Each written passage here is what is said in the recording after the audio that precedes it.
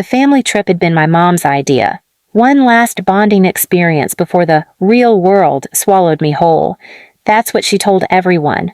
That's what she told me. I had just finished community college with honors. My job applications were pending, and I was helping around the house while waiting. But to my parents, that translated to dead weight. We rented a gray Dodge van for the trip, a loop through the countryside, small towns, and state parks. Mom packed snacks for everyone but me. "You'll be fine," she said. "You're not exactly starving." They laughed. My younger brother Lucas, always grinning like a hyena, added, "She eats air for dinner anyway."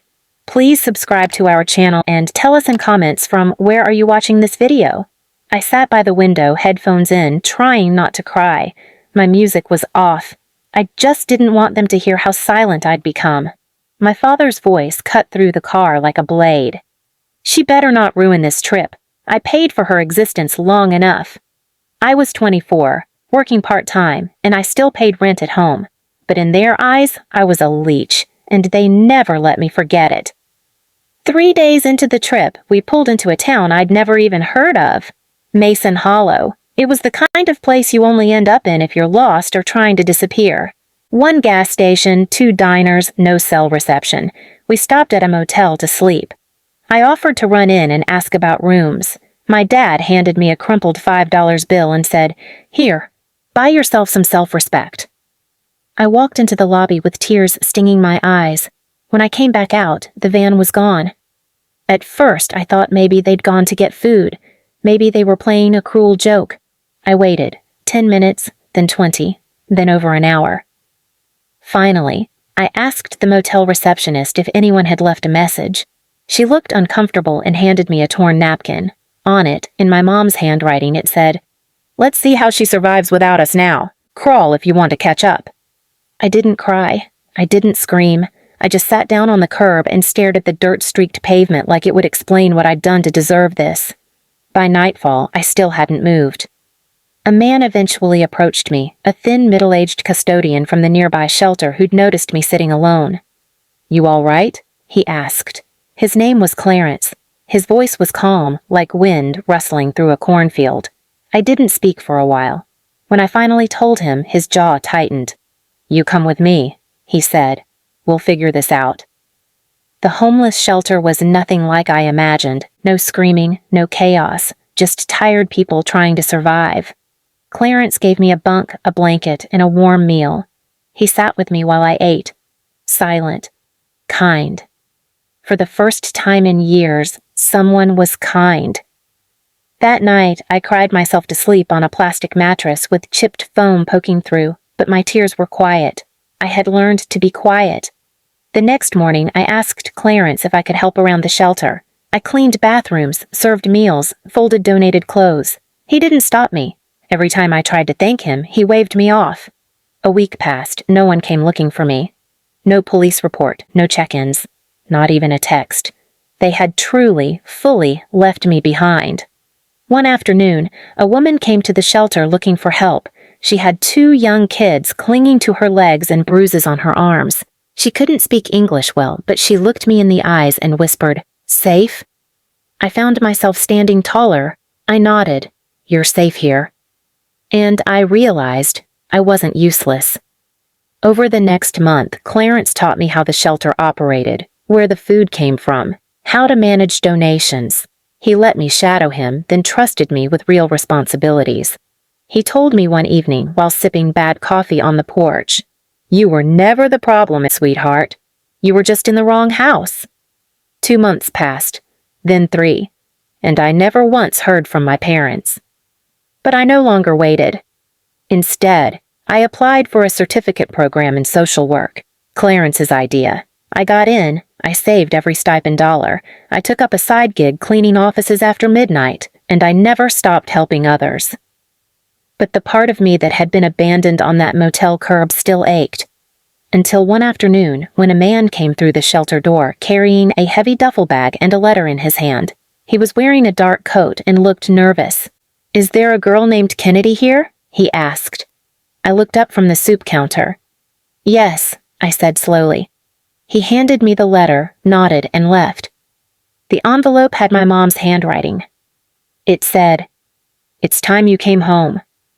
I didn't open it right away. Instead, I went to Clarence.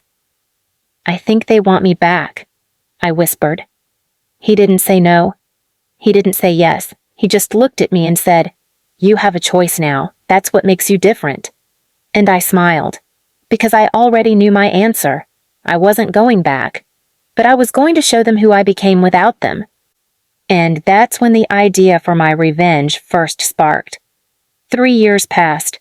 Not one phone call, not one visit. The woman who used to call herself my mother hadn't even bothered to lie about missing me. My father, always one to bark orders and belittle from the recliner, seemed to forget I ever existed. And my brother Lucas? He was too busy posting gym selfies and drinking at tailgates to even notice I was gone. But I hadn't been idle. After finishing my certificate, I secured a paid position managing day programs at the shelter. I'd built trust, earned respect, and helped restructure half the damn place. I'd gone from scrubbing donated shoes to leading grant meetings. People listened when I spoke now, especially the families we saved, especially the kids.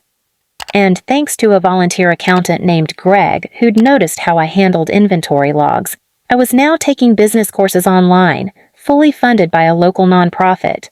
Turns out, I was good at more than surviving. But the part of me they left on the motel curb, the girl with nothing but silence inside her, that part wasn't satisfied. I didn't want just to move on. I wanted them to feel it. Then came the surprise twist of fate, a fundraiser gala to honor the shelter's growth. It was my name on the event flyers. I was no longer just a worker. I was a public face. That's when the media picked up the story. The abandoned girl who rebuilt a shelter that saved thousands.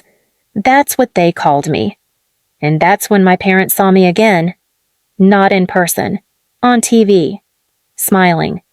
Standing at the podium, I thanked Clarence, the staff, the volunteers, and then, with every camera lens pointed my way, I said, "I used to believe I was a burden. My own family made sure I did. They left me behind 300 miles from home and said, 'Let's see how she survives.' Well, this is how." The room went silent. Then the applause shook the chandeliers. 2 weeks later, I received a letter. From my mom. Inside, she didn't apologize. She didn't explain. She just wrote, "Lucas is struggling. Your father had surgery. We could really use your help." "No, I'm sorry. No, we miss you." Just a thin veil over their real message. "You have value now, so now you matter." I smiled as I folded the letter and tucked it into the box I labeled proof. Then came the next part of the plan. I reached out anonymously to a journalist who'd asked for more background on my life. I gave them details about the trip, the note they left, the emotional abuse I'd endured for years. The journalist asked if I wanted to be anonymous. I said no, I want my name on it. Within days, the headline was everywhere. Woman left in homeless shelter by family at 21 now runs the facility that saved her. Subhead, they said let's see how she survives. She did more than that. Suddenly, everyone had questions, reporters, activists, even neighbors from our old street. The story struck a chord, and the hate mail my parents received didn't take long to surface. How did I know? Because my brother Lucas messaged me. "What the hell did you do? Mom can't go outside without people staring. Dad's friends won't speak to him. Please take it down. You've made your point." But I hadn't. Not yet.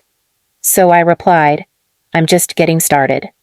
And I meant it, because my final move hadn't been played. That was still coming. It was the 20-year anniversary of my old neighborhood's founding. A reunion-style block celebration was being hosted at the community center, complete with food trucks, local news coverage, and nostalgic speeches from longtime residents. And guess who was organizing the whole thing? The local development fund, in collaboration with me.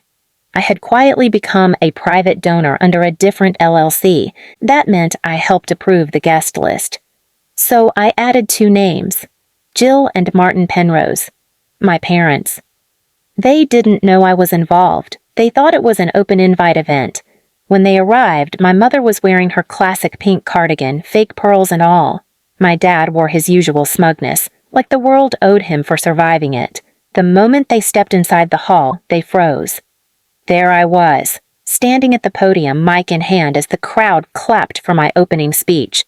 They hadn't seen me in person in years, but I saw the shift instantly. Their posture tensed. My mother clutched her purse like a shield. My father's jaw clenched. I welcomed the crowd warmly, told them how important this neighborhood had been to me, even as someone discarded from it.